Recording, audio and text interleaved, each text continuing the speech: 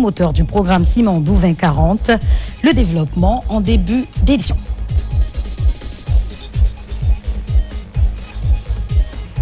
Et puis la ministre de la Femme et de la Solidarité était au chevet de la famille de Nanteneng Camara dans le quartier Anta. Son décès est survenu à la suite d'une altercation entre deux agents de sécurité. Sa famille reste inconsolable. La mare de Dalabadala, une célébration qui résiste au temps. Cette année encore, le ton est donné pour mettre en avant la pêche collective. C'est tout pour le sommaire.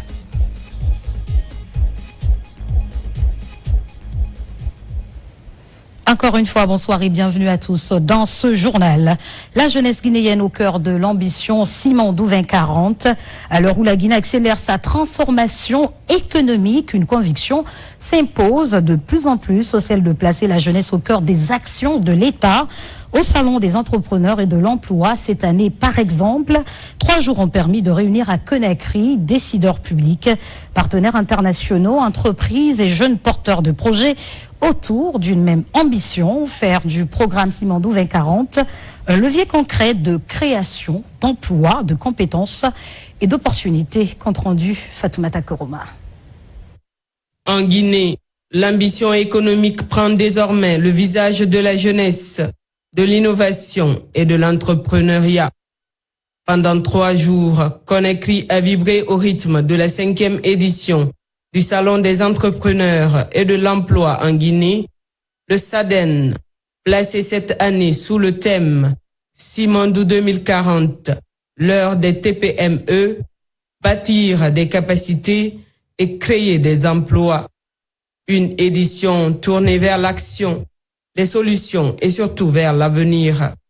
La cérémonie de clôture a été présidée par le ministre secrétaire général de la présidence de la République, le général Amara Camara, aux côtés du ministre directeur de cabinet de la présidence, Djiba Diakité, également président du comité stratégique de Simandou. Avant même d'accéder à la salle officielle, les 2 autres autorités ont parcouru les différents stands dans une ambiance chaleureuse et conviviale. Au fil des échanges, une même réalité s'imposait. La Guinée entreprend, innove et crée. Dans une République de Guinée engagée dans la mise en œuvre du programme stratégique Simandou 2040, dont plusieurs piliers sont consacrés à l'éducation, à l'emploi, au capital humain, au contenu local et au développement du secteur privé, ce type d'initiative apparaît comme un véritable accélérateur de compétences et d'opportunités. Parmi les grandes innovations de cette édition, le SADEN Job Day, une initiative pensée pour aller au-delà des discours sur l'emploi en mettant directement les compétences guinéennes en relation avec les entreprises. Au total, 169 candidats ont participé à ce parcours avec une centaine de postes proposés par 26 entreprises partenaires. Ce que nous avons vécu ensemble pendant ces 3 jours, c'est ce que nous avions promis. Un espace où la pédagogie sur Simandou 2040 rencontre la réalité du terrain. Le SADEN Job Day est une promesse, celle de ne pas se contenter de parler d'emploi des jeunes Guinéens, mais de mettre des candidats formés en face des entreprises qui recrutent. Pas dans 6 mois, maintenant. 200 candidats sélectionnés, répartis en 3 cohortes, 9 modules de formation intense, encadrés par des professionnels engagés que je tiens à remercier ici. Aujourd'hui, 169 candidats sortent de ce parcours pilote avec le label SADEN Job Day Ready.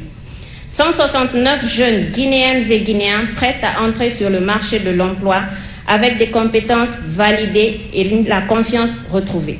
Partenaire stratégique de cette 5e édition, la compagnie du Transguinéen, à travers son directeur général, a salué une initiative qui valorise les petites et moyennes entreprises, essentielles à la vision économique portée par la République de Guinée. L'expérience à travers le monde montre que les petites et moyennes entreprises sont essentielles à la création d'emplois, en particulier dans une économie en développement comme la Guinée. Cette année, les échanges ont été placés sous le signe de Simandou 2040. Ce thème est particulièrement important pour la CTG. La vision de la CTG est de devenir une entreprise logistique guinéenne de classe mondiale, reliant la Guinée au monde. Nous sommes fermement convaincus que le succès de Simandou et de la CTG se mesurera à la capacité des entreprises et des talents guinéens à participer pleinement aux opportunités qu'ils génèrent. La CTG honore et continuera d'honorer pleinement son engagement en matière de contenu local, en créant des emplois pour les Guinéens, en transférant des connaissances et en développant des compétences de talents guinéens, et tout en offrant des opportunités aux entreprises guinéennes. Autre partenaire majeur de l'événement, l'ambassade des États-Unis en Guinée. À travers son représentant, elle a félicité le SADEN ainsi que le concours Fulbright qui a permis de révéler plusieurs jeunes entrepreneurs porteurs de projets innovants. Au nom de l'ambassade des États-Unis et de la chargée d'affaires Mary Dashba, je voudrais saluer l'association des boursiers Fulbright de la Guinée qui a organisé dans le cadre du SADEN le Freedom 250 SADEN Fulbright Innovation Challenge. Aux 4 lauréats désignés dans les différents piliers du concours, j'adresse mes sincères félicitations. Votre succès aujourd'hui est une reconnaissance de votre créativité et de votre capacité à transformer une idée en un projet. L'entrepreneuriat n'est jamais un chemin facile. Il demande du courage, de la persévérance et la capacité d'apprendre, d'adapter et de continuer même quand les choses sont incertaines. Pour l'ambassade des États-Unis, il est important de soutenir des initiatives qui renforcent les compétences, encouragent l'innovation et créent des liens entre les peuples américains et guinéens. Prenant la parole, la ministre du Commerce, de l'Industrie et des PME a rappelé le rôle central des PME dans la réussite du programme Simandou 2040. Pour elle, aucun développement durable ne peut être envisagé sans un tissu entrepreneurial fort, capable de transformer les opportunités économiques en emploi et en croissance. Pendant 3 jours, le SADEN a été un espace de dialogue, de partage d'expériences, d'apprentissage, de mise en relation et d'ouverture vers de nouvelles opportunités. Il a surtout été un lieu de conviction, la conviction que les PME guinéennes ont un rôle central à jouer dans la transformation économique de notre pays. Sous le thème Simandou 2040, l'heure des TPME, bâtir des capacités, gagner des marchés, créer des emplois. Cette édition a posé une question essentielle. Comment faire en sorte que les grandes ambitions économiques de la Guinée deviennent des opportunités réelles pour nos entreprises, nos jeunes et nos territoires?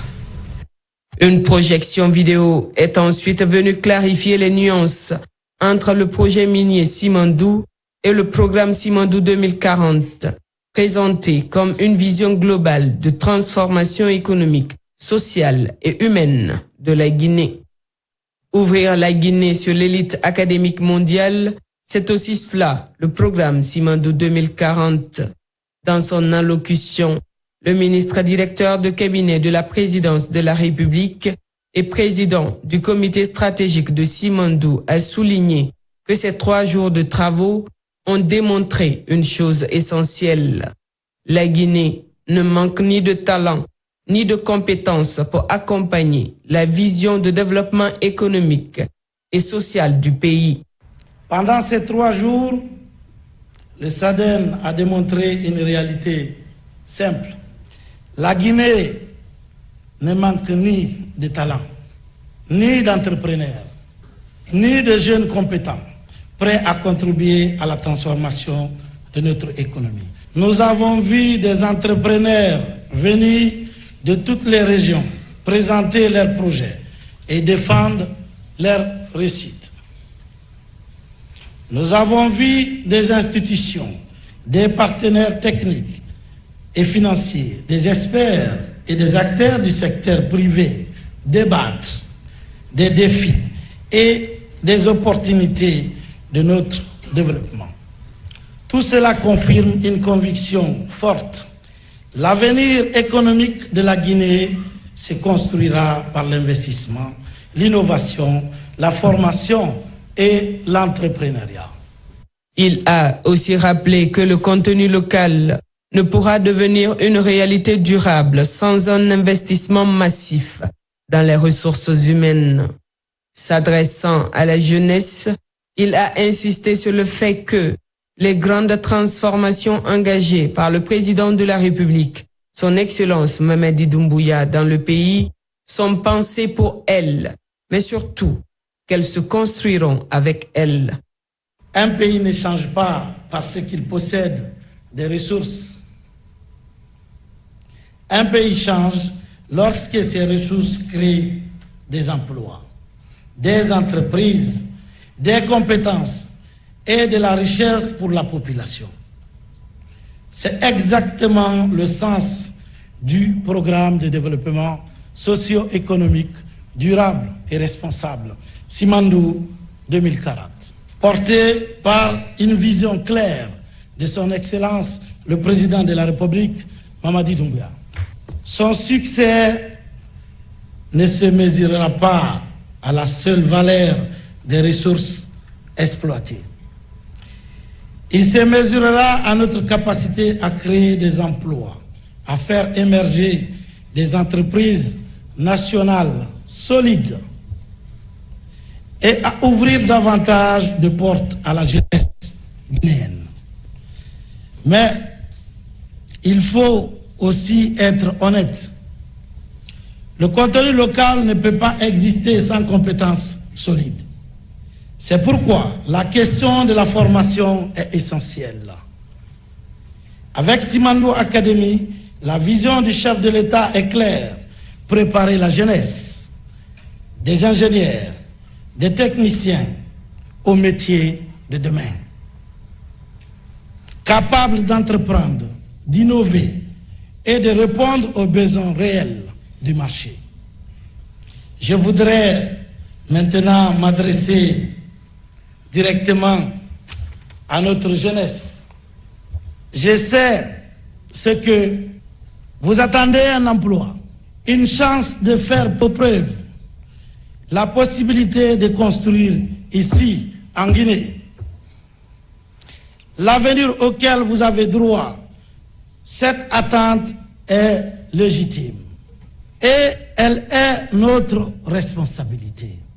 Je veux vous dire ceci: les transformations qui s'engagent dans notre pays se font pour vous, les jeunes, et elles se feront avec vous. La cérémonie s'est achevée par la remise de satisfecit et de distinction aux lauréats du SADEN 2026. Chacun récompensé par une enveloppe de 50 millions de francs guinéens. Des prix symbolisant des innovations majeures dans des secteurs liés aux 5 piliers du programme Simandou 2040.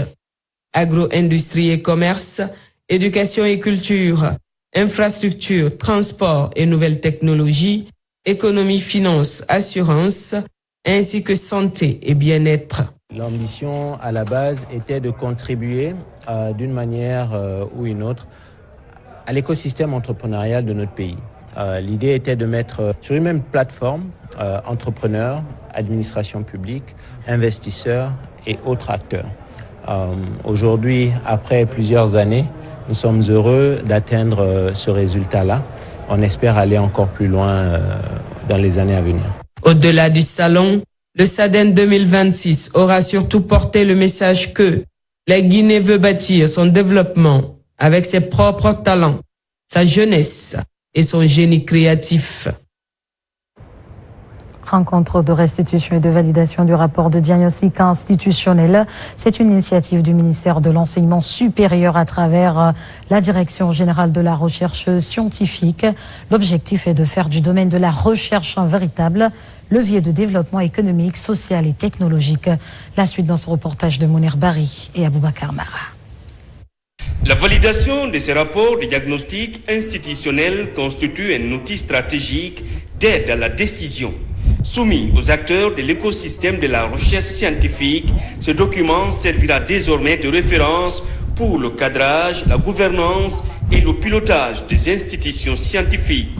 L'impact recherché, c'est qu'on ne fait plus la recherche pour de la recherche, mais faire de la recherche pour impacter nos communautés, pour que la recherche soit un outil de développement socio-économique, pour que la recherche scientifique s'ouvre aux industriels, que la recherche puisse répondre aux besoins de la communauté. Les directeurs des institutions de recherche et des centres de documentation et d'information prennent part à une étape décisive du processus de présentation et de validation du rapport de diagnostic institutionnel et scientifique. La recherche scientifique constitue aujourd'hui un des principaux leviers de développement économique et social de notre pays.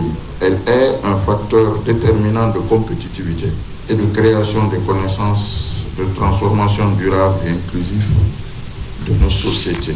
Conscient de cet enjeu stratégique, le ministère en charge de l'enseignement supérieur a entrepris plusieurs réformes visant à renforcer la gouvernance, la qualité, la visibilité de notre recherche scientifique. L'objectif des autorités est clair: bâtir un système national de recherche scientifique plus performant et mieux orienté vers les priorités du développement. Une ambition qui vise à produire des connaissances utiles au service de la société guinéenne. L'actualité, c'est aussi cette compassion à l'endroit de la famille de Nantenen Camara dans le quartier Anta. 3 jours après le drame, la ministre en charge de la femme, de la famille et de la solidarité a, au nom du gouvernement, présenté des condoléances d'usage. La défunte a trouvé la mort par balle suite à une altercation entre 2 agents de sécurité le 3 juin dernier à 5 heures du matin. La suite avec Mohamed de Camara et Algassi Moba. 3 jours après le décès de Nantenen Camara à Anta, dans la commune de Tomboulia, le gouvernement, à travers le ministère en charge de la famille, apporte sa compassion et sa solidarité à la famille éplorée.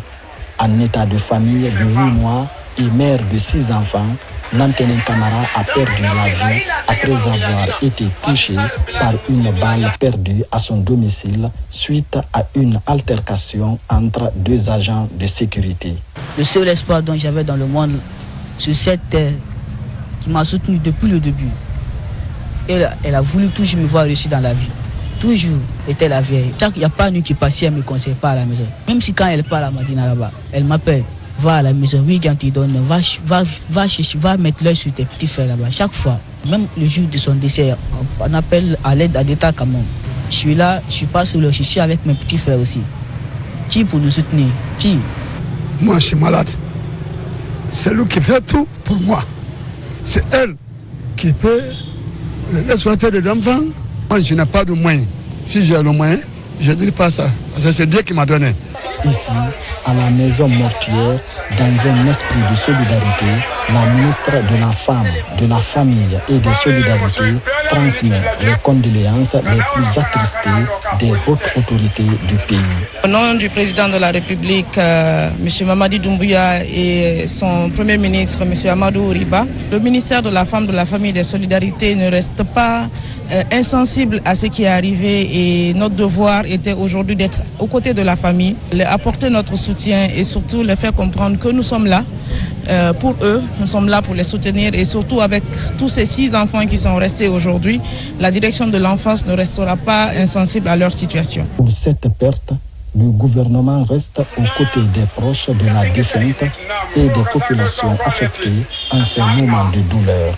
À cette occasion, les autorités réaffirment leur engagement en faveur de la protection des citoyens sans exception.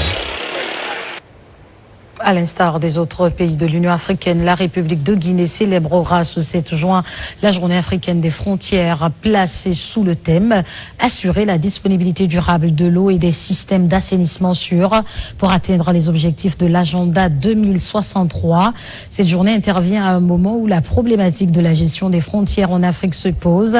D'ailleurs, nous vous proposons cet extrait de la déclaration du ministre de l'Administration, du Territoire et de la Décentralisation. Ces propos sont recueillis par Amadou Touré et Abdul Razak Souma. Cette journée n'est pas une commémoration ordinaire. Elle est le symbole vivant d'une Afrique qui a choisi, depuis 2007, de transformer ses frontières terrestres, maritimes et aériennes, longtemps perçues comme des lignes de fracture héritées de la colonisation, en espace de rencontre, de dialogue et de coopération. La République de Guinée, fidèle à ses engagements africains et sous-régionaux, répond présente à cet appel et s'associe pleinement à la dynamique portée par le programme Frontières de l'Union africaine et soutenue par les partenaires techniques et financiers comme l'Union européenne et la GIZ.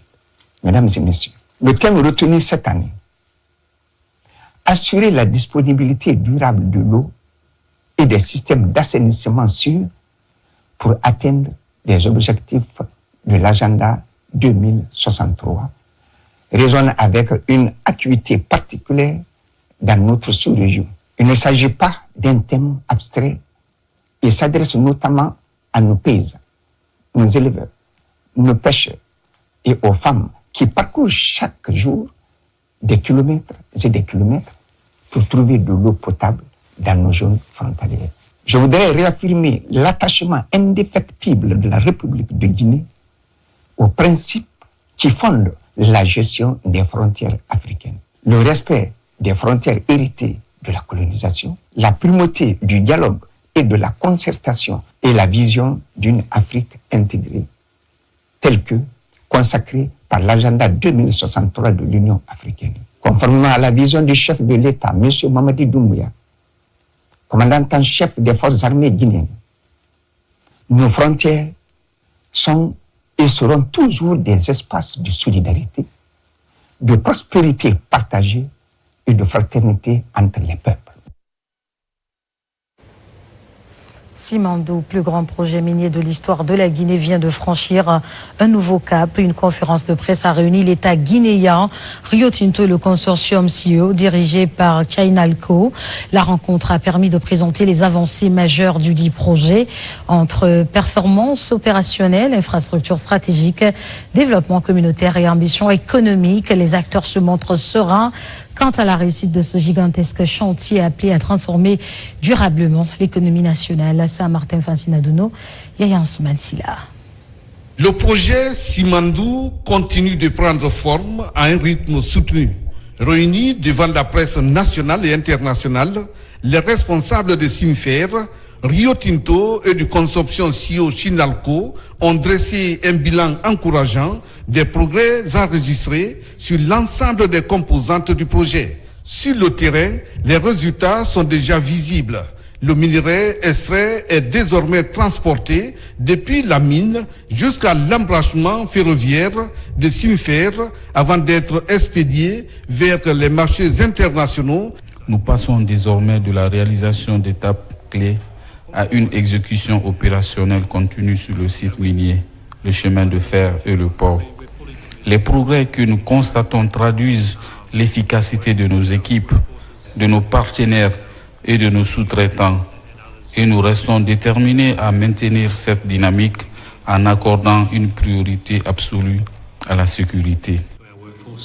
Au-delà des infrastructures, Simfer entend également renforcer son impact social et économique. Pour Rio Tinto Simfer, le développement du capital humain figure également parmi ses priorités. Aujourd'hui, ce pourcentage est à 77% de Guinéens qui ont des opportunités de travail sur un effectif total de à peu près 20 000 travailleurs. Vous allez noter qu'il y a des variations sur l'emploi parce qu'on est en même temps en train de commencer l'exploitation et on a fini une certaine partie des constructions. Au niveau communautaire, on a fait beaucoup d'investissements, on continue de faire, à construire des écoles, des centres de santé, des centres pour la jeunesse, dans la zone minière, mais aussi dans notre partie du port, donc dans la zone de Forikaria et Beila. Entre avancées techniques, création d'emplois investissements communautaires et infrastructures structurantes, le méga-projet poursuit sa marche vers son objectif, faire de la Guinée un acteur incontournable du marché mondial du fer, tout en contribuant durablement au développement national. Le 5 juin de chaque année est célébrée la Journée mondiale de l'environnement. En Guinée, elle a été marquée par l'organisation de la toute première édition de la foire de la transition écologique, la FOTEC, une initiative qui réunit acteurs publics, organisations de la société civile, entreprises et citoyens autour des questions liées à la protection de l'environnement et à la lutte contre le dérèglement climatique. Mamadi Ternaka Misoko et Mohamed Cherif Kamara pour ce reportage. À l'occasion de la Journée mondiale de l'environnement, célébrée chaque 5 juin, la Guinée a organisé la première édition de la foire de la transition écologique FOTEC. Initiée par le Comité Vert Guinée et la coopérative d'action citoyenne, cette rencontre se veut une plateforme d'échange, d'innovation et de sensibilisation autour des enjeux environnementaux. Nous avons eu l'initiative de créer cet événement-là parce qu'au vu de nos activités respectives, on est entouré d'acteurs qui créent des solutions durables. Donc on s'est dit pourquoi ne pas les mettre en lumière tout simplement. Le but recherché, c'est d'impacter positivement, c'est aussi de créer une connexion entre institutions, start-up, ONG et pourquoi pas la jeunesse. Je remercie cette initiative qui concourt à l'amélioration du cadre de vie des Guinéens, qui concourt à l'amélioration de la santé publique de nos compatriotes et qui concourt à l'amélioration surtout de l'image de notre pays aujourd'hui, qui est corné par l'insalubrité. Placée sous le signe de l'action climatique et du développement durable, la FOTEC ambitionne de promouvoir les initiatives vertes ainsi que les bonnes pratiques environnementales à travers le pays. C'est un très grand plaisir pour moi, d'ailleurs, de participer ici à la foire écologique. Il y a pas mal de choses, surtout en ce jour le 5 juin, le jour de l'environnement. Au-delà de la gestion des déchets qui s'améliore, nous sommes véritablement dans un besoin de réduction des déchets par la valorisation et par employer les déchets comme ressources premières pour différents aspects. Et c'est ça la transition écologique. Au-delà des expositions, la foire offre un cadre de réflexion sur les conséquences du changement climatique et les solutions adaptées aux réalités locales. Un rendez-vous que les organisateurs souhaitent inscrire durablement dans l'agenda national afin d'encourager l'émergence d'une véritable culture écologique au sein de la société guinéenne. Fondée en 1997, la Chambre des mines de Guinée est l'organisation patronale qui fédère plus de 80 membres actifs de l'écosystème minier national. Elle vient d'organiser à Conakry la première édition du forum Zéro Arme. Cette rencontre de haut niveau a réuni les principaux acteurs du secteur autour de la question de santé et sécurité au travail, de prévention des risques et de responsabilité environnementale. Saint-Martin, Francine Adouno, Kandesila. La sécurité au travail, la protection de l'environnement et le bien-être des employés préoccupent les promoteurs miniers, les responsables et les autorités publiques dans la mise en œuvre des stratégies des entreprises minières. C'est dans cette dynamique que la Chambre des mines de Guinée, sous tutelle du ministère des Mines et de la Géologie, en collaboration avec NCA Bank et NCA Assurance, a organisé la première édition du forum Zéro Arme, placé sous le thème « Maîtriser les risques au travail pour une industrie minière plus sûre, plus performante et plus durable ». En adéquation avec notre cadre stratégique 2026-2028, nous affirmons haut et fort que la performance industrielle ne vaut rien sans la résilience et que la croissance est vaine si elle ne préserve pas l'humain, l'environnement et l'économie. La présence aujourd'hui de nos collègues de NCA Holding Assurance, de NCA Holding Financière, de NCA Assurance Côte d'Ivoire et de Manziré, la captive en réassurance du groupe, illustre la force de notre modèle intégré et notre capacité à mobiliser l'ensemble des expertises du groupe au service des secteurs stratégiques de nos économies. Le ministre des Mines et de la Géologie, Bouna Sylla, a présidé les travaux de la première édition de Zéro Arme, tout en rappelant que que la sécurité ne doit plus être perçue comme une simple exigence réglementaire, mais comme un véritable levier de performance pour toute la chaîne minière de la Guinée. Le ministère des Mines et de la Géologie accorde une importance capitale à la prévention des risques professionnels dans les mines. La vie humaine, la sécurité des travailleurs, la protection de l'environnement doivent demeurer au cœur de toutes les opérations. Bref, dirais-je, toutes les questions ISJ, environnementales, sociales et de gouvernance. Nous appelons ainsi l'ensemble des sociétés minières et leurs sous-contractants à renforcer significativement leurs standards en matière de santé, de sécurité, environnement et communauté en s'alignant sur les meilleures pratiques de l'industrie en la matière. À travers ce forum Zéro Arme, la Chambre des mines de Guinée marque ainsi une étape importante dans la construction d'une industrie minière moderne, responsable et compétitive où la protection des travailleurs, le respect de l'environnement et la performance économique avancent de concert.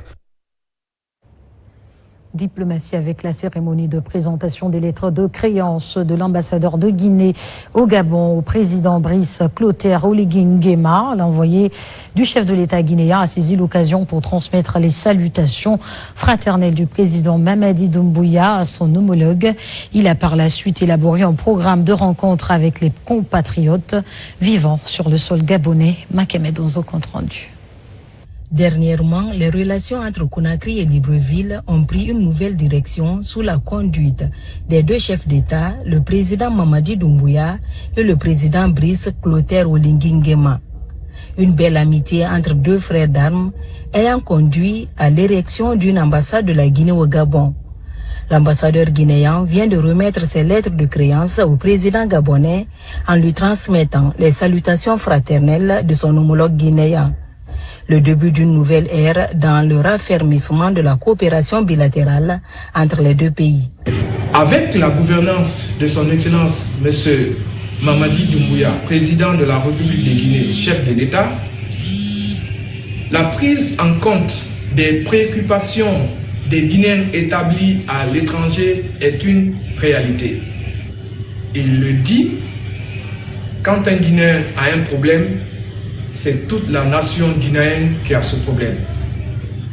Et cette diplomatie de proximité est fidèlement traduite par Dr Maurice Sandan Kouyaté, ministre des Affaires étrangères, de l'intégration africaine et des Guinéens établis à l'étranger. L'ambassadeur extraordinaire et plénipotentiaire Daouda Souma a mis cette occasion à profit, évoqué avec le président gabonais les perspectives économiques de la Guinée avec le programme Simandou 2040. Un programme que connaît bien le président Brice Clotaire Oligui Nguema pour avoir assisté à son lancement officiel à Conakry. Au cours de l'entretien, Son Excellence M. Brice Clotaire Oligui Nguema, président de la République gabonaise, a affiché son ambition de s'inspirer du méga-projet structurant Simandou. L'autre défi qui attend le diplomate guinéen est la prise en charge des préoccupations des compatriotes établis au Gabon, conformément aux instructions du ministre des Affaires étrangères, Dr Maurice Sanda Kouyaté. Intéressons-nous à présent à cette démarche globale qui vise à promouvoir et à améliorer des échanges commerciaux fluides, sûrs et inclusifs au niveau des frontières. 45 agents des douanes et des services aux frontières sortent d'une session de renforcement de capacité sur la facilitation du commerce transfrontalier. Ils sont outillés par la Direction nationale du commerce extérieur et de la compétitivité sur des modules comme l'accord sur la facilitation des échanges et la ZLECAF. Abdul Karim Kamara, reportage. La Guinée poursuit ses efforts de résilience économique des populations et d'amélioration du commerce transfrontalier.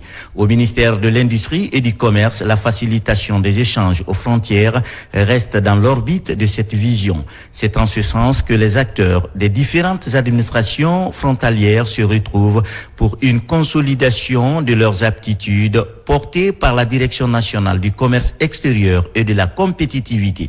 dans un contexte marqué par la mise en œuvre de la zone de libre-échange continentale africaine, l'application de l'accord sur la facilitation des échanges de l'Organisation mondiale du commerce et le renforcement des mécanismes régionaux d'intégration, il devient indispensable de disposer d'administrations modernes, performantes et orientées vers la qualité de services rendus aux usagers. C'est un accompagnement du projet de fonds d'investissement social de relance post-Ebola PERSIF. 45 agents des douanes et des services aux frontières sont outillés sur le schéma de libéralisation des échanges de la CEDEAO, l'accord sur la facilitation des échanges et la ZLECAf. Les accords sont signés, mais les agents ne sont pas informés. Chaque fois, il y a des problèmes entre les frontaliers, entre les opérateurs économiques et les agents de la douane et autres agents au niveau des frontières. C'est de connaître, les former, les sensibiliser et les informer, pour de ne pas violer ces principes. C'est une condition pour améliorer notre climat des affaires, développer nos exportations et permettre à notre pays de mieux tirer parti des opportunités économiques qui s'ouvrent, notamment avec le programme Simandou 2040. Au terme de cette formation, nous devons pouvoir avancer sur des points simples. Une meilleure coordination entre services, une information plus accessible aux usagers, une application plus harmonisée des procédures et des recommandations concrètes pour améliorer la gestion de nos frontières. Le projet PERSIF est financé par la Banque africaine de développement. Au-delà de cette session, l'initiative compte ouvrir la voie à d'autres actions structurantes qui seront déployées dans les zones frontalières de Forêt-Karia, Guékédou et Massantan.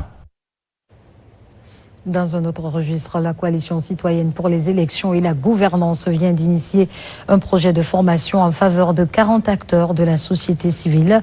Plusieurs thématiques sont inscrites à l'ordre du jour, notamment l'analyse des données électorales. Aboubacar Junior Camara nous en dit plus. 40 acteurs de la société civile à l'école d'analyse électorale basée sur des preuves. L'objectif de ce projet est de doter ces jeunes de la société civile des outils méthodologiques d'analyse et de compétences leur permettant d'analyser et de collecter les données pour influencer les réformes du système électoral en Guinée. L'initiative est portée par la coalition citoyenne des élections et la gouvernance. Il faut que les acteurs de la société civile puissent connaître c'est quoi les données électorales, où les trouver, comment les collecter, comment les analyser et comment consolider les rapports d'observation et comment tirer de ces rapports d'observation consolidés des recommandations fiables et comment transformer ces recommandations fiables-là en feuille de route et comment faire le plaidoyer pour faire accepter cette feuille de route-là pour apporter des réformes. Depuis quelques années, notre pays s'est tracé une nouvelle voie démocratique permettant de garantir des institutions démocratiques de la République. Les forces vives du pays sont sollicitées et les acteurs de la société civile occupent une place de choix dans ce processus électoral. Au sortir de cette formation, nous voulons que les différents participants soient capables de prendre un rapport d'observation électorale, que ce soit d'une mission d'observation internationale.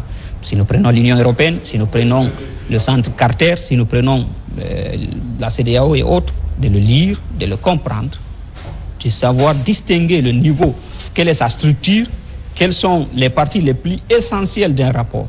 2 jours d'échange francs sur des modules comme cadre juridique et institutionnel des élections, l'administration électorale, participation politique et inclusion, médias, information et désinformation, mais aussi des risques contentieux et réformes électorales. Toutes ces thématiques seront développées afin de mieux outiller ces acteurs de la société civile.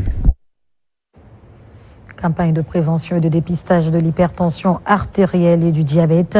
À la Direction générale des douanes, plusieurs agents bénéficient de l'initiative de la Caisse nationale de prévoyance sociale. L'objectif, sensibiliser et détecter précocement ces maladies qui sont aujourd'hui à l'origine de plusieurs cas de décès. Alpha Isiagaba.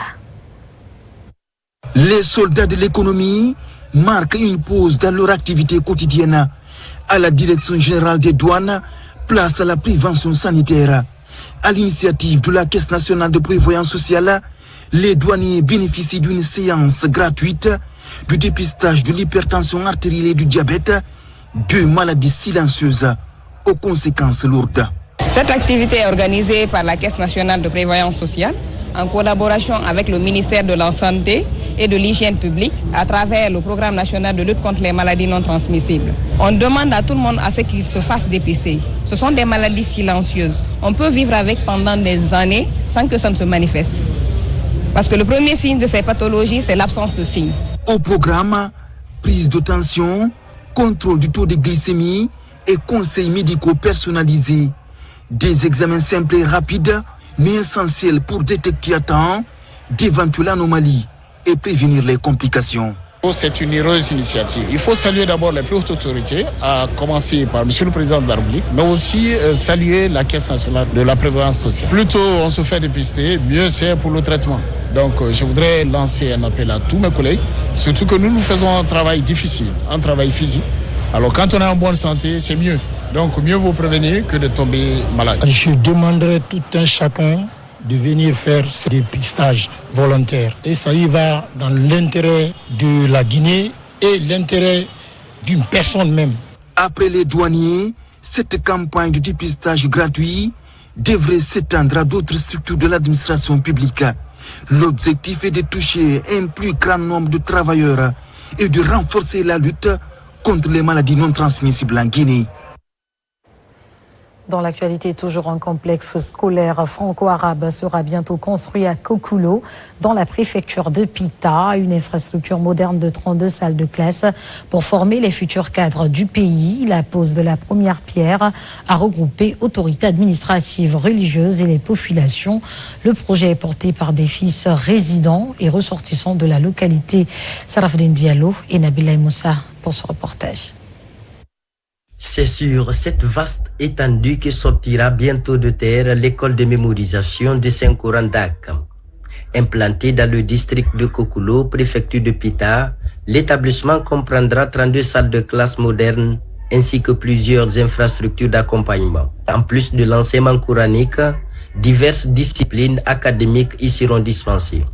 Nous avons pris conscience d'une chose, l'éducation que nos parents nous ont donnée a des valeurs. Et pour conserver ces valeurs, il faut que nous enseignions les futurs, cela veut dire les jeunes. C'est une école à dimension internationale, là où on apprend toutes les langues et mémoriser le Coran. Elle permettra aussi à nos enfants d'ailleurs et d'ici d'avoir une meilleure éducation dessus. Le choix porté sur Kokulo pour accueillir ce complexe éducatif est accueilli avec satisfaction par les autorités locales. Nous sommes prêts à assurer le suivi et apporter notre modeste contribution sur le plan technique, sur le plan moral. Donc, nous sommes disposés à apporter notre contribution de façon efficace. La porte pour la contribution à la réussite de ce projet de construction de cette école à dimension internationale n'est pas fermée. La pose de la première pierre a mobilisé autorités administratives, religieuses et notabilités venues de Pita et de la baie. Une fois achevée, l'école de mémorisation du Saint-Coran Dak ambitionne de devenir une référence dans l'apprentissage du Coran et l'enseignement général. Elle entend accueillir des élèves venus de différentes régions de Guinée, voire de l'étranger. Et pour le compte de la coopération Guinée, Fonds international de développement agricole, l'heure est à la revue du programme d'options stratégiques 2020-2026. Un regard dans le rétroviseur pour évaluer 6 ans d'accompagnement des exploitations familiales. Nabil Camara, Fodé Camara.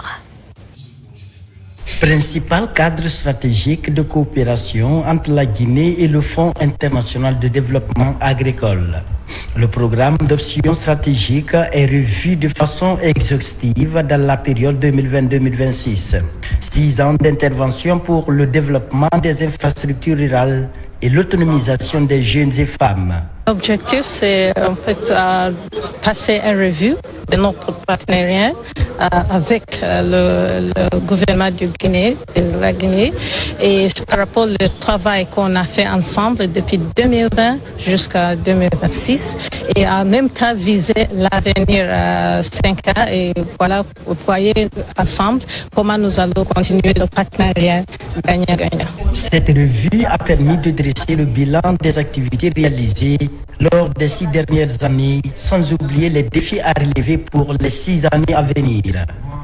Du recensement général de la population indique que 61% de la population vit en milieu rural. Et c'est exactement là le cœur de métier de FIDA, pour accompagner les populations rurales dans le secteur agricole à travers l'amélioration des pistes rurales.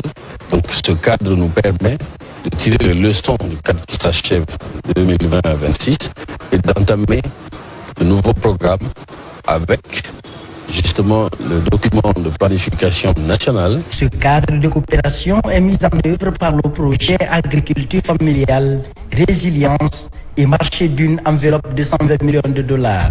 Nous sommes sortis de ce lancement avec grand espoir que les différents secteurs se coordonneront pour donner vraiment une coordination durable. Nos attentes, c'est que nous avons plaidé à tous les participants de contribuer efficacement afin qu'aucun secteur ne reste en arrière. À la fin de ces retrouvailles, une nouvelle feuille de route sera mise en place pour une agriculture plus productive et résiliente au bénéfice des exploitations agricoles. Et puis cet événement annuel pour célébrer l'entente et le vivre ensemble à travers la culture à Fodekaria Balimana, une sous-préfecture de Kankan. Ce moment de grande réjouissance pour fêter la mare d'Alabadala est basé sur la pêche collective à travers des chants et danses. Le ton est donné cette année encore pour revaloriser le secteur dans la savane guinéenne. N'est-ce pas, Diamant Kaba? Lorsque les masques sont en communion avec le public, c'est la fête au village. Fodekaria Balimana accueille ce moment de grande réjouissance pour attisser la flamme de la cohésion sociale. À travers des gestes et récits divers, il s'agit de danser, virevolter au nom de l'idéal de valorisation de la culture. Un événement d'intérêt commun pour annoncer la cueillette piscicole.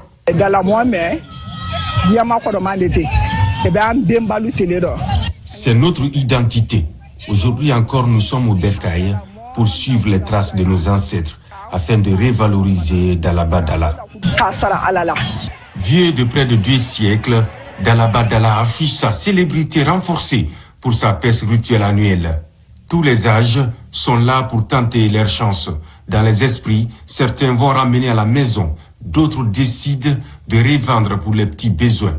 Plus qu'une simple capture de poissons, c'est aussi la fête au village pour prôner la fraternité entre résidents et ressortissants.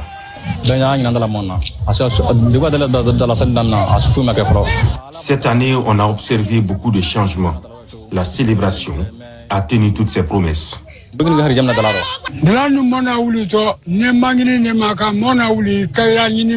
La célébration de notre mare reste et demeure la promotion de la cohésion sociale.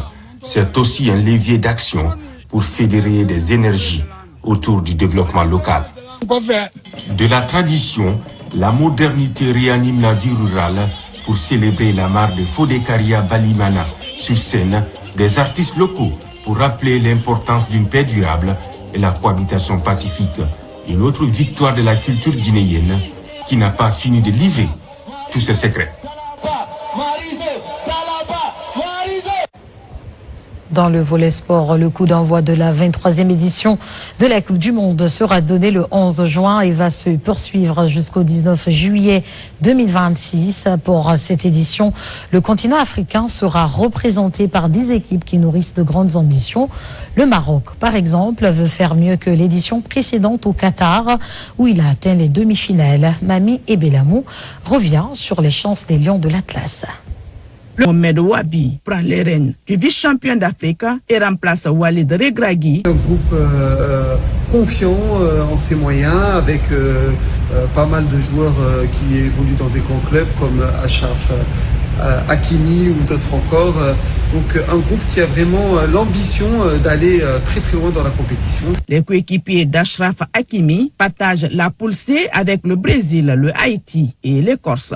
Si les deux dernières équipes sont mieux connues du grand public, le Brésil commence le 13 juin face. Il faudra toujours faire attention. Et pour finir, l'armée guinéenne a rendu un dernier hommage à deux de ses compagnons d'armes décédés. Le capitaine de vaisseau à la retraite Mamadou Saliou Kona Diallo de l'état-major de l'armée de mer et ancien directeur des études stratégiques au ministère de la Défense nationale, et le lieutenant-colonel à la retraite Aminata Traoré, infirmière et sage-femme au centre chirurgical des armées. La cérémonie funèbre a été organisée au bataillon spécial de Conakry. Adjudant-chef Oumar Kamara, correspondant de la presse militaire. Le capitaine de vaisseau à la retraite, Mamadou Saliou Kona Diallo, ancien directeur général du bureau des études stratégiques du ministère de la Défense nationale, a tiré sa révérence ce lundi 1er juin 2026 des suites d'une maladie au centre d'hémodialyse du camp Alpha Diallo. La cérémonie funèbre organisée dans l'enceinte du camp en présence de la directrice générale des pensions militaires et des anciens combattants, du chef d'état-major de l'armée de mer, du commandant du bataillon spécial de Conakry, des commandants des grandes unités de la capitale, parents, amis et collaborateurs. Le capitaine de vaisseau colonel Mamadou Saliou Kona Diallo est décédé le 1er juin 2026. Que la terre libre et bénie de Guinée, que tu as tant aimé et servi avec dévouement et honneur, te soit légère. Le capitaine de vaisseau à la retraite, Mamadou Saliou Kona Diallo, a été incorporé au sein des forces armées guinéennes le 4 octobre 1971.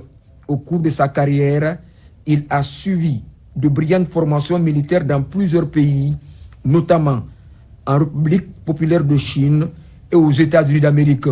Il a occupé de hautes fonctions au sein de l'armée guinéenne et a participé à des missions des Nations Unies, notamment au sein de l'INAMSIL, à Freetown, en Sierra Leone. Kona aimait le travail, il aimait lire. Moi, je n'ai rien lu avec Kona que l'amitié et la connaissance. Il me l'a donné. Aujourd'hui, il s'en va. Je l'ai dit, c'est mon mentor. Si je suis arrivé jusque-là, c'est grâce à lui. Toutes mes condoléances à la classe 71 qui a perdu un élément qui a servi avec loyauté à sa famille, à sa femme Mata, à ses enfants, à ses filles et à son garçon. Nous le pleurerons toujours. Au camp Alpha Diallo, l'émotion était grande. Le décès du lieutenant-colonel à la retraite Aminata Traoré de la première compagnie du bataillon spécial de Conakry, décédé le lundi 26 mai 2026 à l'hôpital militaire de Marrakech, au Maroc, des suites de maladie. La défunte était infirmière au centre médico-chirurgical des armées du camp Alpha Diallo. Elle a participé également aux missions de maintien de la paix dans le cadre de l'Ocomog au sein du 3e bataillon guinéen. Les autorités militaires se sont recueillies devant sa dépouille mortelle en présence des parents, amis et compagnons d'armes. Le capitaine de vaisseau à la retraite, Mamadou Saliou Kona Diallo, et le lieutenant-colonel à la retraite, Aminata Traoré, respectivement issus de la classe de recrutement 1971 des forces armées guinéennes, se sont éteints après de longues années de loyaux services rendus à la nation, laissant derrière eux des enfants et des familles inconsolables. Nous garderons de lui l'image d'un homme droit, courageux, respectueux des principes et profondément attaché à sa famille. Son affection, sa sagesse et ses conseils continueront d'éclairer notre chemin. Pour remercier l'armée, cet honneur qui est rendu aujourd'hui me fortifie, ça me rend fort. Ça me permet de dire à mes parents au village ce que Aminata a été pour l'armée guinéenne. C'est par un défilé militaire organisé pour la circonstance que cette cérémonie funéraire a pris fin ici au bataillon spécial de Conakry. Le capitaine de vaisseau à la retraite, Mamadou Saliou Kona Diallo, et le lieutenant-colonel à la retraite, Aminata Traoré, ont été inhumés, respectivement ce mardi et mercredi, au cimetière de Kisosso et de Cameroun, après la prière de 14 heures.